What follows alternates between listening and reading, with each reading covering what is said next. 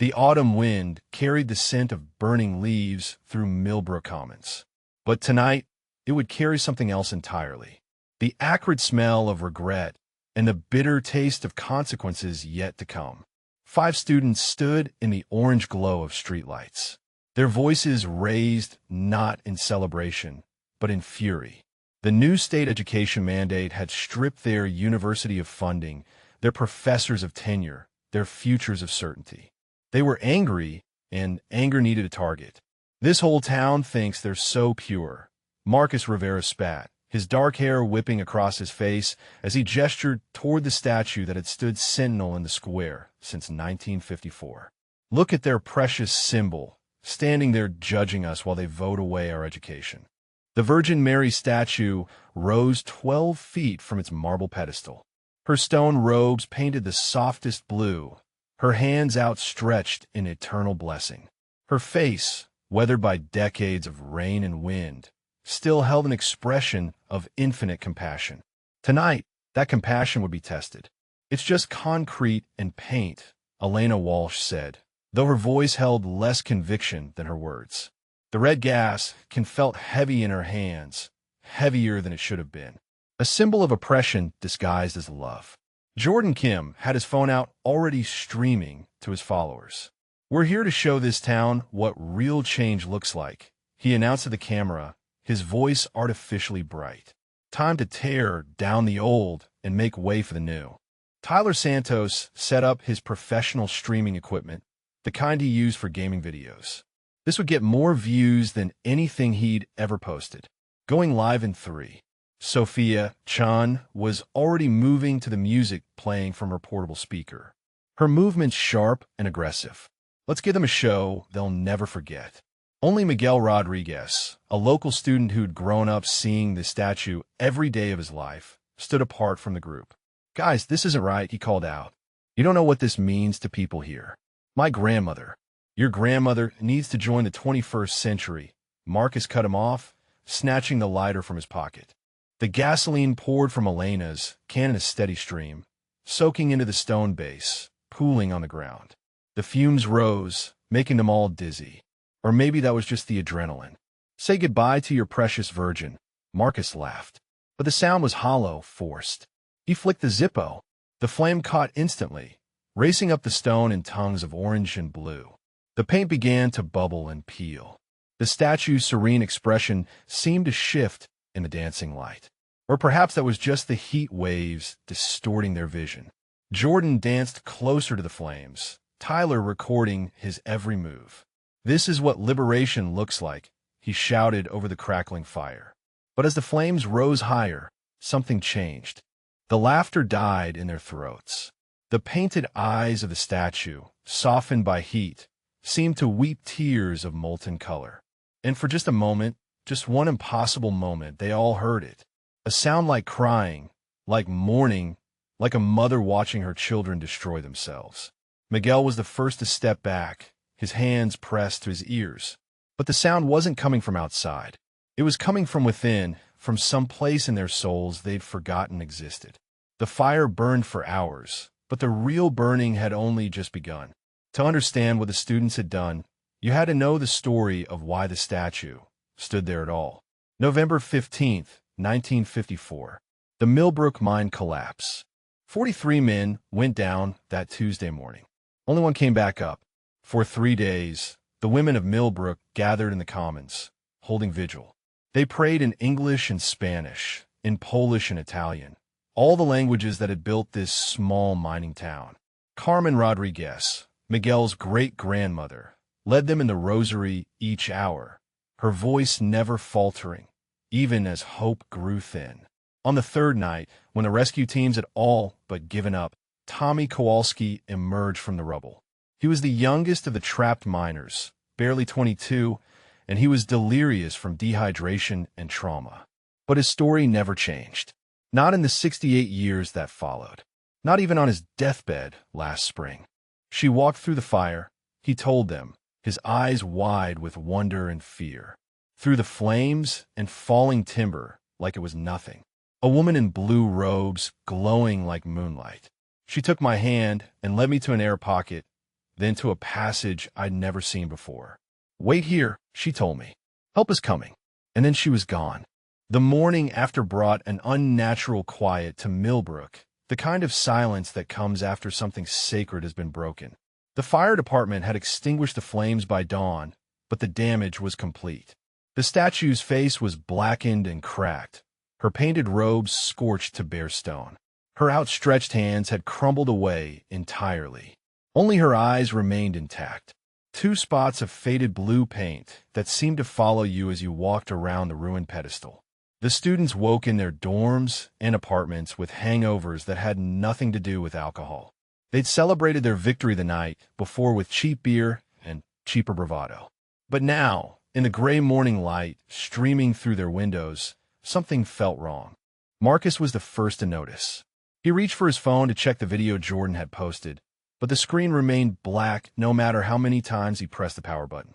The video of Marcus Rivera swinging a hammer at the Virgin Mary statue hit social media before police even closed the comments. By nightfall, it was everywhere. Local teenagers posted shaky clips on TikTok. He just kept hitting her. One voice trembled over the footage. The video racked up hundreds of thousands of views in hours. On Twitter, hashtags began trending. Smash Mary statue, Millbrook Commons, and soon attack American values. At CNN, producers scrambled to cut together the clips. "We've got faith leaders already lined up," an anchor whispered as the countdown to air began. On Fox News, the cheering blazed in red. Statue of Virgin destroyed by college radicals. The narrative was already being framed. By 6 p.m., satellite trucks jammed the narrow streets. Reporters cornered anyone who would talk. Mrs. Peterson, still trembling from what she'd seen, told them, "I've known these kids for years. They seem like good students." But today, there was someone else entirely. At the Rodriguez household, the media circus was even harsher. Carmen returned from grocery shopping to find cameras flashing in her face. "Did you know your great-grandson was involved?" one reporter shouted. "Was your family part of their radicalization?" yelled another. Carmen stood frozen on the front porch, clutching her bags of fruit, her heart racing. No, Miguel would never. But the words caught in her throat. By morning, every major paper carried the headline, "Statue of Virgin Mary destroyed in College Town. Students arrested." Talk shows debated whether the act represented broader threats or just broken young people. Marcus Rivera's punishment began with his voice. The young man who had always commanded attention through charismatic speaking found himself unable to utter the words that had once made him feel powerful. Whenever he tried to boast, to brag, to assert his dominance over others, his throat would seize up completely. "She can't touch me," he attempted to say during a podcast interview about their viral video, but the words came out as barely audible whispers. The host asked him to speak up, but Marcus found he literally could not raise his voice above a whisper when discussing the burning. It wasn't a medical condition. Doctors found nothing wrong with his vocal cords, but his confident pronouncements about religion being superstition for weak minds emerged as pathetic whimpers. His boasts about being above their pathetic beliefs sounded like the mutterings of a frightened child. The selective muteness was precise in its targeting. He could speak normally about classes, about food, about mundane topics. But any attempt at the arrogant declarations that had once defined his personality left him voiceless and humiliated. His followers began to drift away as his social media presence became increasingly tentative. The confident leader who had promised to show them what their symbols are really worth now posted hesitant, whispered videos that made him seem weak and uncertain. Worst of all, in his dreams, he stood repeatedly before the burning statue, trying to shout his defiance, only to find himself mute while the Virgin Mary's marble eyes watched him with infinite patience and sorrow. 3 days after the burning, life seemed to return to normal for the 5 students. The video had gone viral, shared across social media platforms with hashtags like "religion is dead" and "fake gods."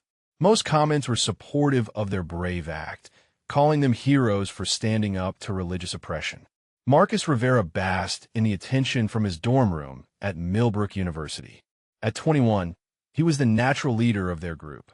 charismatic, confident, always ready to push boundaries that others were afraid to cross. He came from a family of academics. His parents both professors who had raised him to question everything and bow to nothing. Their approval had always come through achievement, through being the best, the smartest, the most successful. Burning the statue felt like the ultimate achievement, proof that he was above the superstitions that held others back. "Look at these numbers," he told his roommate, scrolling through the video's analytics. 50,000 views and climbing. Elena Walsh's punishment manifested through her technology. Every device she touched, phones, cameras, laptops, tablets, began malfunctioning in ways that destroyed her ability to create content. Not through physical damage, but through digital sabotage that seemed almost supernatural in its precision. Her phone's camera would only capture images of religious iconography, no matter what she tried to photograph. Pointed at a sunset, and the image would show a church window. Try to film a friend, and the recording would display footage of people praying. Attempt a selfie, and her own face would be replaced by images of the Virgin Mary, always weeping, always watching. Her followers began commenting on the weird religious phase she was going through, not understanding that Elena had no control over what her devices recorded or uploaded. Her Instagram filled with images of churches, crosses, and statues. Content she never remembered creating but couldn't delete. Her laptop's video editing software rebelled against her, replacing every cut and transition with footage from the statue burning. No matter what project she tried to work on, the final render would show only flames consuming marble, accompanied by the sound of impossible weeping. Tech support found nothing wrong with her equipment. The devices functioned perfectly for other people, only malfunctioning when Elena tried to use them. Her dreams of internet fame crumbled as her online presence became increasingly bizarre and religious. The exact opposite of the atheistic content that had made her famous. The tools she had used to mock sacred things now served only to remind her of what she had destroyed. Elena Walsh was editing the footage in her apartment, adding dramatic music and slow-motion effects to heighten the impact. At 19, she was the group's unofficial documentarian, always filming, always looking for the perfect shot that would make her famous. Her Instagram account had gained 10,000 followers overnight, and brands were already reaching out about sponsorship deals. "This is just the beginning," she told her girlfriend over video call. "After this goes fully viral, I'll have the platform to make real change. Maybe get into film school, maybe start my own media company." She'd grown up middle class and invisible, the kind of kid teachers forgot about and classmates ignored. The camera had become her superpower, her way of maturing in a world that seemed determined to overlook her. The Virgin Mary video was her masterpiece, the content that would finally make people pay attention. Jordan Kim's punishment was gentler, but no less devastating. He became unable to bring beauty into the world. Every flower he approached began to wilt, not through any supernatural force, but through what seemed like his own overwhelming anxiety and guilt. His nervous sweating, his shaking hands, his fearful breathing somehow created microclimates of stress that delicate plants couldn't survive. But the real punishment was psychological. He became obsessed with the flower crown he had thrown into the flames. The lovingly crafted circle of white roses that someone had spent hours creating as an offering. The memory haunted him constantly, replaying in perfect detail during every quiet moment. He tried to learn flower arranging, hoping to atone by creating beauty instead of destroying it. But his attempts were disasters. Not because of supernatural interference, but because his guilt made his hands shake, his focus scatter, his artistic vision blur with tears he couldn't stop. His girlfriend left him not because plants died around him, but because he became obsessed with apologizing for things she didn't understand. He would weep over wilted flowers in shop windows, spend hours staring at pictures of flower arrangements online, wake up in the middle of the night whispering apologies to the empty air. His mother noticed the change when he could no longer bear to look at her garden. "It's too beautiful," he would whisper, turning away from the roses she tended so carefully. "I don't deserve to see things that beautiful anymore." The punishment wasn't that he destroyed beauty. It was that he could no longer believe himself worthy of it. Jordan Kim couldn't sleep. At 18, he was the youngest and most conflicted member of the group. A freshman who'd been desperate to fit in with the cool older students who'd somehow noticed him. His parents had immigrated when he was 5, working double shifts to pay for his education, sacrificing everything so their son could have opportunities they'd never had. They called him every night asking about his classes, his friends, his faith. He lied about all 3. I saw some video on the internet, his mother said during their Tuesday call. Some students burning religious things. Promise me you stay away from people like that, son. Promise me you remember who you are. I promise, Mama, he lied, the words tasting like ash in his mouth. The flower crown haunted his dreams. The way it had looked, so carefully made, so full of love before he'd thrown it into the gasoline. Tyler Santos's obsession with fire transformed into its complete opposite, a paralyzing terror that left him unable to function in a world full of flames. The phantom fires he had seen since the burning grew more frequent and realistic until he could no longer distinguish between real flames and hallucinations. Candles, lighters, even the pilot light on his stove became sources of panic that sent him fleeing from rooms. But the real punishment was deeper than simple phobia. Tyler found himself completely unable to create warmth in his life, literally and metaphorically.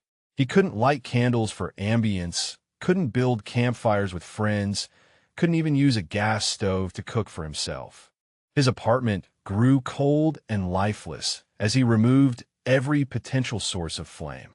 He ate only cold food, lived without candles or mood lighting, avoided restaurants with open kitchens. His social life disappeared as friends grew tired of accommodating his increasingly bizarre restrictions. The obsession that had once made him feel powerful, his fascination with fire's transformative properties, now made him feel weak and helpless. He who had poured gasoline with gleeful anticipation now cowered at the sight of birthday candles. In his dreams, he stood again in the town commons. But this time he was the one burning while the statue watched with sorrowful compassion. He would wake up screaming, covered in sweat, unable to escape the terror of flames that existed only in his mind, but felt completely real. Tyler Santos was in his element. At 20, he'd already been suspended twice for setting small fires on campus. Experiments, he called them. The university had mandated counseling, but Tyler had learned to tell the therapists what they wanted to hear while feeding his obsession in private. Fire was pure, he believed. It didn't lie or pretend or make false promises. It simply consumed, transformed, revealed truth. The Virgin Mary statue had been a perfect subject. Centuries of accumulated faith and superstition burned away in minutes, revealing the hollow emptiness beneath all religious belief. He kept the empty gasoline canister in his closet like a trophy, sometimes taking it out to smell the lingering fumes. The memory of those flames climbing the marble made his heart race with excitement and something deeper, something that felt almost sexual in its intensity. Tyler's fascination with fire turned to dread when flames began appearing where they shouldn't exist. He woke Tuesday morning to find his lighter sitting in the middle of his kitchen table, burning with a flame that produced no heat and consumed no fuel. Sophia Chun heard stone cracking. It started as a subtle sound, just a tiny pop or snap that could have been the old building settling or pipes expanding. But the frequency increased until she was hearing it constantly. Crack, like marble slowly giving way under invisible pressure. The sound followed her everywhere. In lectures, while professors discussed sociological theory, crack went the sound of stone fracturing. In the cafeteria, while she tried to eat lunch, crack, until her temples throbbed with the rhythm. At night, while she attempted to study, the sound grew so loud she couldn't concentrate on her textbooks. Her roommates claimed to hear nothing, even when Sophia pointed directly at the source of the sound, which seemed to be everywhere and nowhere, as if the very air around her was made of stone that was slowly, inexorably breaking apart. By the weekend, she developed a nervous tic, flinching every time she heard the sound. Her hands shook constantly, and she'd begun having panic attacks whenever the cracking grew particularly intense. "Maybe you should see a doctor," her girlfriend suggested after finding her crouched in her closet, hands pressed over her ears, muttering about stone and breaking and sounds that wouldn't stop. "It's not medical," Sophia whispered. "It's something else, something we did." The psychological toll was enormous. The confident young woman who had shouted, "Your Mary is nothing but stone," found herself reduced to a nervous wreck, who jumped at every real sound, convinced it was more evidence of cracking, breaking, falling. Her academic work suffered as she became unable to focus on reading or writing. Her relationships crumbled as she became increasingly paranoid and isolated. Her blog posts grew erratic and fearful, a far cry from the confident philosophical declarations that had once earned her praise. The breaking sounds seemed to emanate from inside her own skull, as if her certainty about the world was literally cracking apart piece by piece. Sophia Chun was the group's philosopher, though she would have cringed at the description. At 22, she was a senior majoring in sociology with a minor in religious studies, not because she believed, but because she wanted to understand the psychological mechanisms that made people cling to obvious delusions. Her parents were devout Buddhists who had disowned her when she declared herself an atheist at 17. The rejection had hardened something in her heart, turning hurt into anger, into contempt for all forms of faith. Christians, Muslims, Jews, Hindus, they were all equally pathetic in her view, all equally deserving of having their illusions shattered. 2 months after the burning, all 5 of them remained physically unharmed but psychologically shattered. They met in Marcus's dorm room, a group of young men and women who had once felt invincible, now reduced to nervous shadows of their former selves. Marcus spoke in whispers, his once commanding voice reduced to barely audible murmurs whenever he tried to discuss their viral fame. Elena clutched a broken phone that displayed only religious imagery. Her dreams of content creation turned into a nightmare of unwanted spiritual symbolism. Jordan sat surrounded by the phantom smell of burning flowers, unable to look at the wilted plant on Marcus's windowsill. Tyler flinched at every flicker of the room's overhead lights. His former fire obsession transformed into paralyzing fear. Sophia covered her ears periodically, trying to block out the sound of cracking stone that only she could hear. "We have to do something," Jordan whispered, his voice hoarse from constant anxiety. "This isn't going to stop. It's going to keep getting worse until we completely break." "Until what?" Marcus attempted to demand, but his words came out as pathetic whispers. "Until we're all completely insane, until we can't function at all."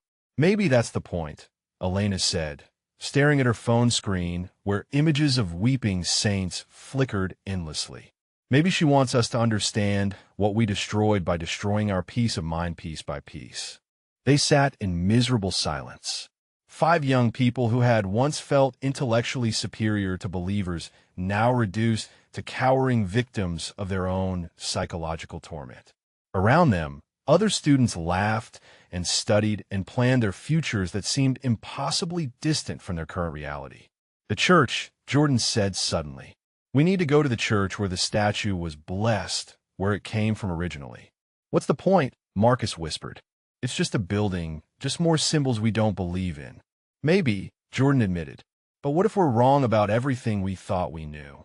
What if our rational worldview doesn't explain what's happening to us?" The journey to St. Anthony's Church required all their combined courage just to leave their safe spaces. Marcus's whispered voice made ordering an Uber humiliating. Elena's malfunctioning phone provided directions that led them through every church in the city. Jordan's anxiety spiked whenever they passed flower shops. Tyler panicked at every flame they encountered. Street lamps, car headlights, even a warm glow from restaurant windows. Sophia heard stone cracking in every footstep on concrete sidewalks. The church was older than they'd expected, built in the 1800s with Gothic architecture that made their small group feel even more insignificant. Evening services were ending as they arrived, parishioners filing out with the peaceful expressions of people whose faith remained intact. Expressions the 5 young people could barely remember having themselves. Father Rodriguez, the elderly priest who had blessed the original statue decades earlier, agreed to speak with them despite their obvious distress. He was a small man with kind eyes who seemed unsurprised by their appearance or their fragmented account of their experiences. "I heard about what happened," he said gently, gesturing for them to sit in the front pew. "The whole town heard about it. Many people were hurt by what you did." "We know," Jordan said. "We're paying for it now in ways we never expected." "Are you," Father Rodriguez asked, "or are you simply experiencing the natural consequences of violating something sacred to others?" Marcus tried to speak with his former confidence, but only whispers emerged. "Natural. You think what's happening to us has natural explanations." "I think," the priest said carefully, "that when we damage something sacred, whether we believe in its power or not, we damage something within ourselves as well. The guilt, the fear, the sense that we've crossed a line we can't uncross. These are natural responses to destructive acts." He stood and walked to a side altar where a smaller statue of the Virgin Mary stood, surrounded by flowers and flickering candles.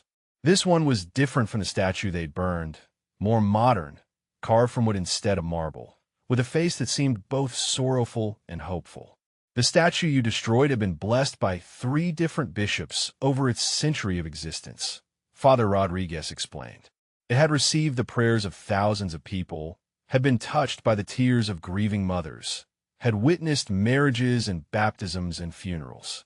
It wasn't just stone. It was a repository of faith, hope, and love.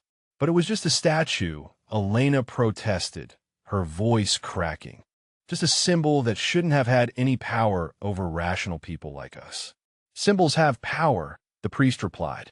"Not supernatural power, but the power of meaning, of connection, of shared reverence. When you destroyed that statue, you didn't just burn marble. You violated the sacred space in your own hearts, the part of every human soul that recognizes when something deserves reverence rather than mockery." For the first time since the burning, the oppressive psychological symptoms each young person carried seemed to lighten slightly. Marcus found he could speak in a normal voice when discussing their pain rather than their pride. Elena's phone displayed a clear image of the church interior. Jordan didn't smell phantom smoke. Tyler wasn't terrified by the church's votive candles. Sophia heard only peaceful silence. "What do we do?" Jordan asked finally. "How do we make this stop? How do we find peace again?" Father Rodriguez smiled sadly. "I think you already know. The question is whether you have the humility to do what's necessary. Not because you believe in the statue's power, but because you recognize the pain you've caused." The fundraising began with Marcus selling everything he owned. His gaming setup, his designer clothes, his laptop, his car. Everything went to pay for the new statue. His parents, initially baffled by their son's sudden change from arrogant atheist to humble penitent, gradually came to understand that something profound had shifted in his worldview. "You're really going to do this?" his mother asked, watching him transfer money from his savings account to the church's restoration fund. "You're going to rebuild what you destroyed?" "I have to," Marcus said, his voice finally strong and clear when discussing redemption rather than rebellion. "We all have to. It's the only way we'll ever have peace again." Elena liquidated her social media presence, selling her accounts, her equipment, everything that had once defined her identity as a content creator. The devices that had tortured her with unwanted religious imagery suddenly began functioning normally when she used them for constructive purposes instead of destructive ones. "I'm documenting the rebuilding process," she explained to her confused followers. "Not for fame this time, just because it needs to be recorded, because people need to see that destruction doesn't have to be permanent." Jordan threw himself into learning about horticulture and flower arrangement, spending every free moment studying the art of creating beauty instead of destroying it. His panic attacks around flowers gradually subsided as he focused on giving rather than taking. His mother wept when she received the botanical drawings he sent her. Detailed sketches of the flower crown he remembered destroying, recreated from memory and guilt and desperate hope for forgiveness. You're remembering how to see beauty again, son, she whispered during their phone call. I can hear it in your voice. The dedication ceremony was held on Easter Sunday, exactly 1 year after the burning. The Commons was packed with people, not just from Millbrook, but from communities throughout the region. Local news crews covered the event, but respectfully, understanding that this was more than a simple statue unveiling. Father Rodriguez from St. Anthony's offered a blessing, but so did Pastor Williams from First Baptist, Rabbi Cohen from the Reformed Temple in the next county, and Imam Hassan from the Islamic Center in the state capital. Miguel had insisted on interfaith participation, understanding that the new statue needed to belong to the whole community, not just its Catholic members.